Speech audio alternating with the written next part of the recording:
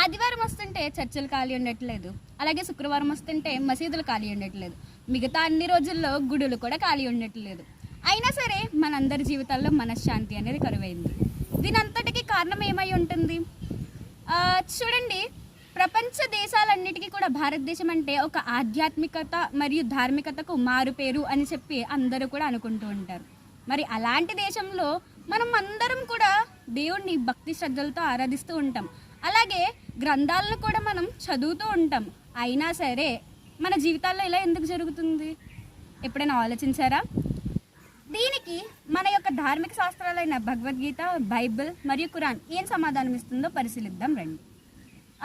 ఇదే విషయం కోసం భగవద్గీత 4వ అధ్యాయము 38వ శ్లోకంలో జ్ఞానం అనేది ప్రపంచంలో అన్నిటికన్నా శ్రేష్టమైనది, కానీ ఆ జ్ఞానం ఎప్పుడు వస్తుంది అని అంటే దాన్ని ఎవరైతే కర్మ రూపంలో ఆచరణ చేసి చూపిస్తారో వారికే జ్ఞానం వస్తుంది అని చెప్పేసి భగవద్గీత తెలియజేస్తుంది.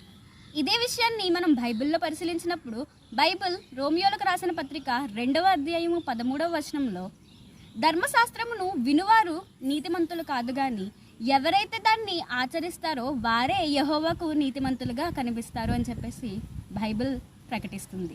ఇదే విషయాన్ని ఖురాన్ గ్రంథము 61వ అధ్యాయము 2 నుంచి 3 వాక్యాలు చూసుకున్నప్పుడు మీరు చెయ్యని విషయాన్ని ఇతరులకు ఎందుకు ఆజ్ఞాపిస్తారు, ఇతరులకు ఎందుకు బోధిస్తారు అని చెప్పి ఖురాన్ మనల్ని క్వశ్చన్ చేస్తుంది.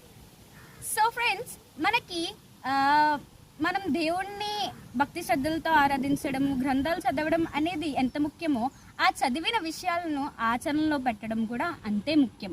అలా ఎప్పుడైతే మనం ఆచరణలో పెడతామో అప్పుడే మన జీవితానికి మనశ్శాంతి అనేది లభిస్తుంది. ఈ విషయాన్ని ఎప్పుడూ కూడా మర్చిపోకండి. Thank you.